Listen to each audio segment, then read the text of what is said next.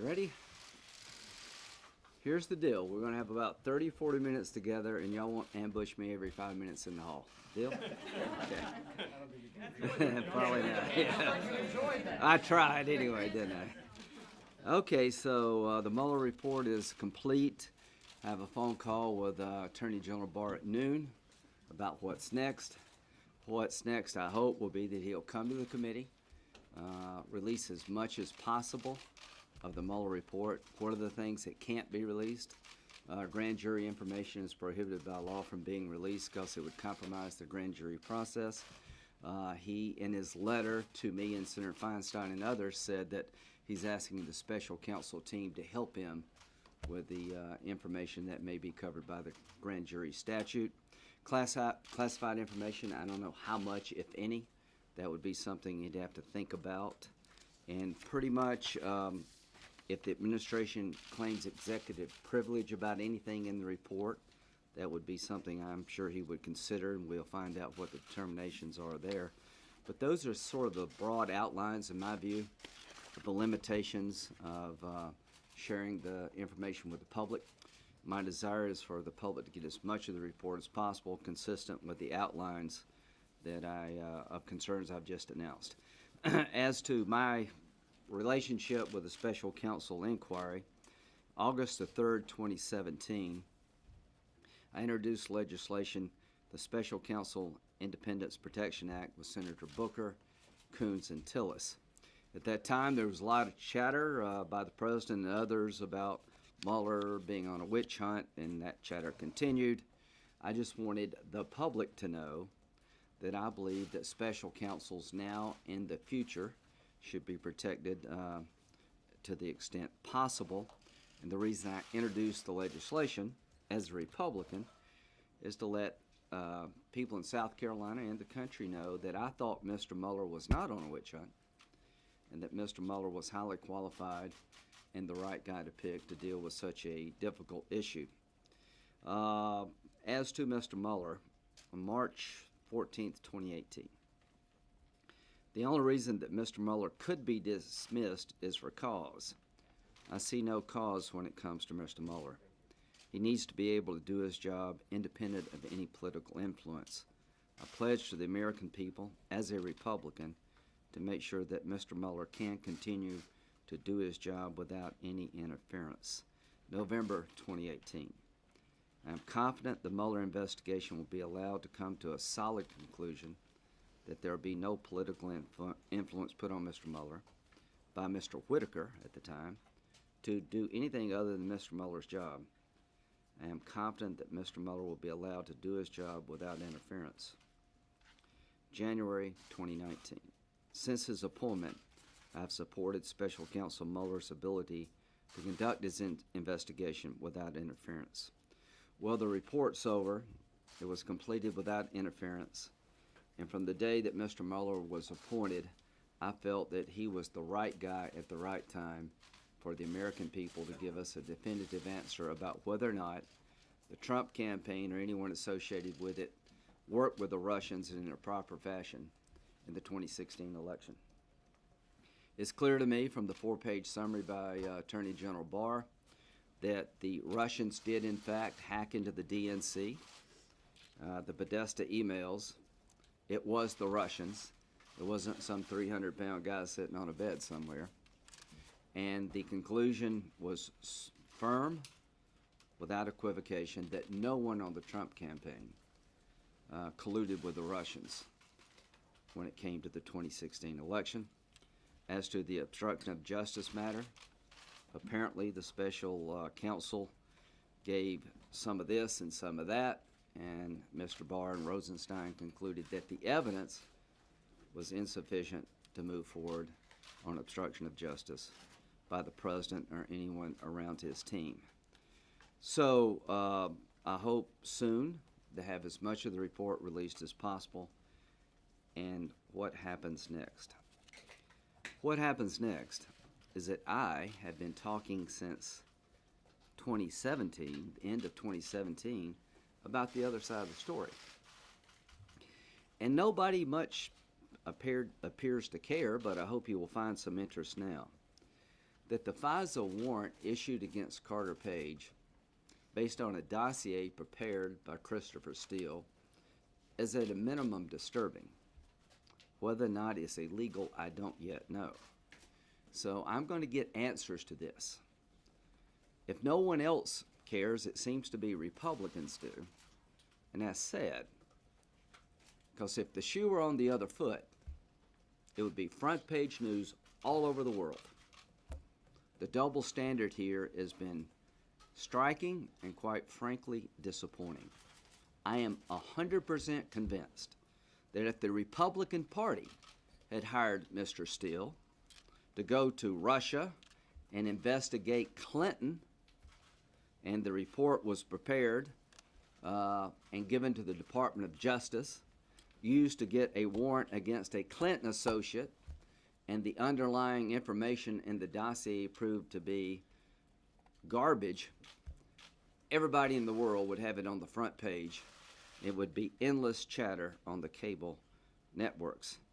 I'm also convinced if the agents involved in investigating Clinton, if the shoe were on the other foot, hated her and wanted Trump to win, we'd be having a thorough discussion.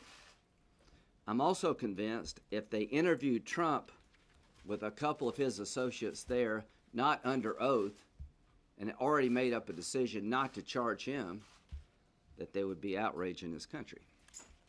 So the rule of law applies both to Republicans and Democrats. And why do we have a special counsel? In rare circumstances, to have somebody outside the Department of Justice to take a look at a hot topic. I know the president did not believe that a special counsel should have been appointed. I do. It was clear to me that Jeff Sessions was part of the Trump campaign. And when it came time to look at whether or not the Trump campaign did anything wrong with the Russians, it's impossible for Jeff Sessions to render a verdict because he was part of the campaign. That made eminent sense to me then and now. What makes no sense to me is all the abuse by the Department of Justice and the FBI, the unprofessional conduct, the shady behavior. Nobody seems to think that's much important. Well, that's going to change, I hope. I've been calling since the end of 2017 for a special counsel to be appointed to look at whether or not the FISA warrant process was abused for political purposes, whether or not a counterintelligence investigation was opened up regarding the Trump campaign as a backdoor to spy on the campaign. I still to this day am at a loss to explain why nobody went to President Trump to tell him there may be some people in your orbit that are connected to the Russians and working with the Russians. A counterintelligence investigation is designed to protect the entity being targeted by a foreign power. In Dianne Feinstein's case, she had somebody working with her that the FBI suspected of having a inappropriate relationship with the government of China. They told Dianne about it, and she let the guy go. That's the way it's supposed to work. How did it fail and break down here? Was it a ruse to get into the Trump campaign? I don't know, but I'm going to try to find out. As to the Clinton email disposition, why did Comey do what he did? Why did he take over the investigation in July, make a statement that she did a lot of bad things but not quite a crime? That did affect this election. And if the shoe were on the other foot, Republicans would have been pretty mad about that. What was the conflict that made Loretta Lynch so unable to preside over the Clinton email investigation? Was it just a tarmac meeting, or was it more? I believe there was more there, and I intend to get to there. How could in October, right before the election, we find out that emails on the Clinton server wind up in the hands of Anthony Weiner, and just within 48 hours, everybody's good to go? This is bizarre at best, troubling to its core from my point of view. So Mr. Mueller has been given a chance to do his job. 2 years, 19 lawyers, 40 FBI agents, 2,800 subpoenas, 500 people interviewed, 230 orders for communication records, 13 requests to foreign governments for evidence, $25 million or more. That is what happened to the Trump campaign. And I've been okay with that scrutiny from day one. When it comes to the FISA warrant, the Clinton campaign, the counterintelligence investigation, it's pretty much been swept under the rug except by a few Republicans in the House. Those days are over. Going forward, hopefully in a bipartisan fashion, we will begin to unpack the other side of the story. With that, I'll take questions. Senator Graham. The special counsel on the issue of obstruction of justice, Mueller has declined to fully exonerate the president. Do the American people deserve to know why? Well, if you know, lawyers are not in the exoneration business. The lawyers into making cases are not making cases business. So all I can tell you is that when it comes to obstruction of justice, Mr. Barr and Rosenstein concluded that the facts did not justify a charge, not the idea you can't indict a sitting president. And his memo, Mr. Barr, was about a statute. It's very problematic to bring an obstruction case, in my view, for making a personnel decision. If you fired a U.S. attorney somewhere, does that lead to an obstruction argument because you have a political difference with that attorney general who's not serving your agenda? What Mr. Barr said at the hearing was that nobody, including the president, can get a witness to lie. Nobody, including the president, can conceal information from a court. Those are classic obstruction activities. Mr. Mueller apparently could not find sufficient evidence to conclude on his own that the president obstructed justice in a classic sense. And Mr. Barr said, along with Mr. Rosenstein, having looked at the evidence, we do not believe there is evidence to support a charge of obstruction of justice. And it is important but not dispositive that the underlying crime did not exist. You can actually obstruct justice even if there's not a crime, but the intent really does go to whether or not somebody is trying to protect themselves. And if they did nothing wrong to begin with, it's pretty hard to prove obstruction of justice. Senator Graham, was it appropriate for Bob Mueller to essentially punt on the issue of obstruction and leave it to the president's two top political appointees of the Justice Department to make this determination on obstruction? As far as I'm concerned, Mr. Mueller's report gave the Attorney General both sides of the equation. He decided, not Mr. Barr, to give that decision over to the Attorney General. You can ask him. From my point of view, I think what Mr. Barr and Mr. Rosenstein did was very appropriate. Somebody has to decide, and the Attorney General is not conflicted. He was not part of the campaign. So the big thing for me, guys, has always been, did Trump work with the Russians? And I told him to his face almost 2 years ago, if you did, that's it between me and you, and anything that follows, you deserve. I will say that about any politician of any party. And here's what we know 2 years later. After an exhaustive examination of the facts in this case by somebody that every American should trust, Mr. Mueller, the answer is no. Senator Graham, what about, though, is there any daylight, as Democrats have suggested, between what the Mueller report may say and what Barr's memo says? And secondarily, isn't there a question, though, because of the change in the statute in 1999, the purview that Mueller had, that he may have been restricted in how far he could go and thus have to defer to Barr because the special counsel is under the aegis of the Department of Justice, unlike the independent counsel statute when Ken Starr had more leeway? All I can say about Mr. Mueller's report that he looked at obstruction of justice. He didn't say anything that I know of about I can't get there from here because of legal bars.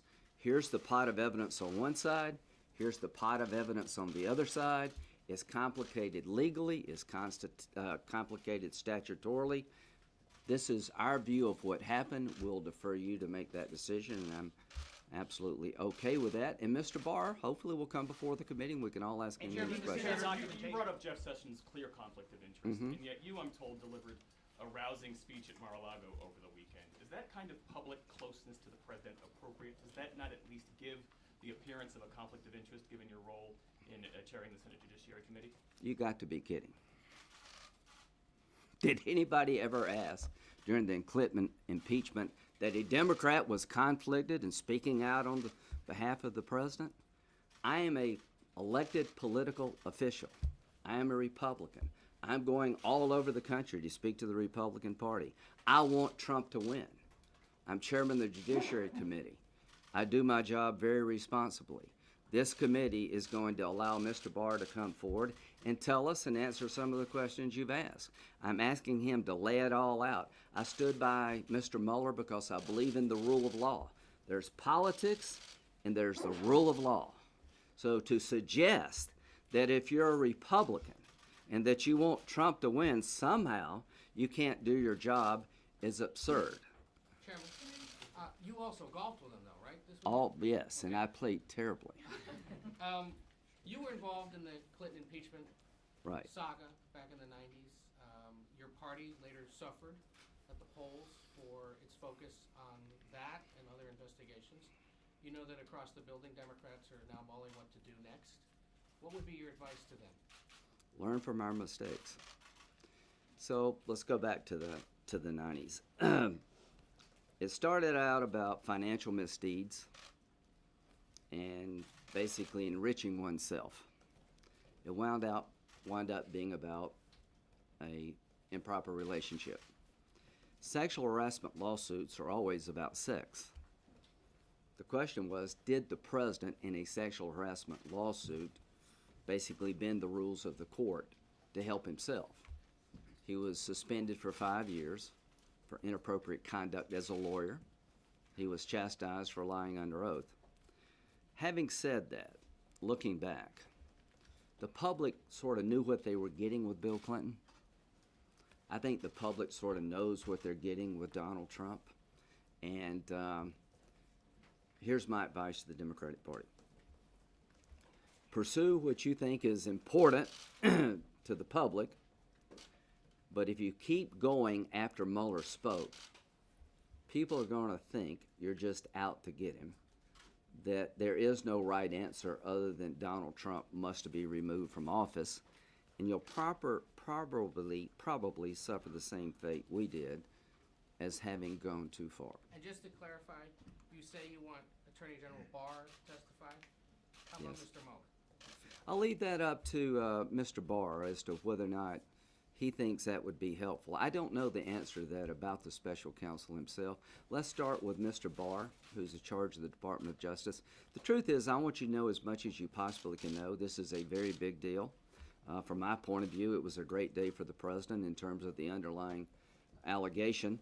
But now I'm hoping some of you will be interested in the other side of the story. Just a quick follow to Ed's question. You said, what is the public getting with Donald Trump, if you could just clarify? And then you once called pardoning someone like Paul Manafort a political disaster, but you said essentially the political winds might change. Have they changed? Are pardons now? No, I on the think table? I think if President Trump pardoned anybody in his orbit, it would not play well. As to what people are getting with Donald Trump, I think it's pretty clear that, like Bill Clinton, Donald Trump is a larger-than-life character. People are focused on what he's doing for them. I think people would be legitimately concerned if he did, in fact, his campaign work with the Russians. And I'll say this, if Mr. Barr had reached a different conclusion and he had reported that there's evidence of Trump coordination with the Russians, I would have believed it. I would have listened to the president, but that would have been a bad day for the country. And I just end with this, take a couple more questions. To those wanting an outcome of removing Trump, you got to be disappointed. To those who wanted somebody to look at Trump without interference, you got to be pleased. To those who are happy that your president has been cleared of working with a foreign power, I think you're a good American. So wait, just to clarify, when you say you want Barr part of the committee, is that a public hearing? And then second, Yes, as public as possible. okay, and then secondarily, when you say see you soon to James Comey, does that mean you're gonna be calling him before the committee for a public hearing as well? Yeah, I was sort of like, what was the whole Forrest thing about? Yeah, so what I'll do, and just real quickly, I'll start and work backward. The FISA warrant application on 4 different occasions. What role did the dossier play? Was it the primary source of the information given to the court? Was it supplemental? Was it outcome determinative? I want to hear from Mr. Orr, why he warned people that you may not want to rely on Christopher Steele. I want to know the role that Comey played in this process. I want to find out, was the only reason you recused yourself was because of the tarmac meeting with Loretta Lynch? I want to find out, what were the rules about a counterintelligence investigation? What kind of defensive briefing did you give to the candidate, if any at all? So those are the kind of questions I want to know about. Senator Graham, are you willing to issue subpoenas to have people come before the committee on these separate areas? And have you talked to Senator? Yeah, I'll talk with her. Hopefully won't have to today. A lot of these people have testified before, but now the report's behind us. I just think it's important to find out what happened.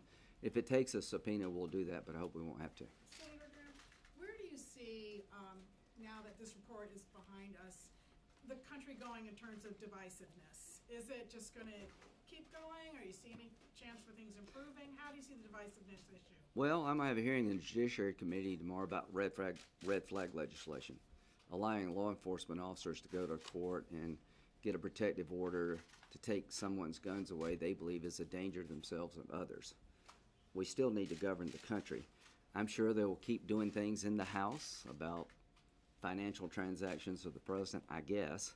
I'm going to do the FISA deep dive, the counterintelligence deep dive, and try to find common ground on prescription drugs. And my advice to the president, for whatever it's worth, is that you're probably stronger today than you've been any time in your presidency. This cloud has been removed. Mr. Mueller definitively answered the question, in my view, about the 2 things hanging over your head, particularly collusion with the Russians. The question for you is, how do you use it? What are you going to do? I can understand being upset. I can understand being put upon, and a lot of people in your orbit had their lives turned upside down. But my advice to the president is that, 1, I don't need your advice about what I should do. I'm going to look at the FISA abuse process, the FISA warrant process. I'm going to do it working with Democrats, I hope. And if I were you, Mr. President, I would focus on what's next for the country.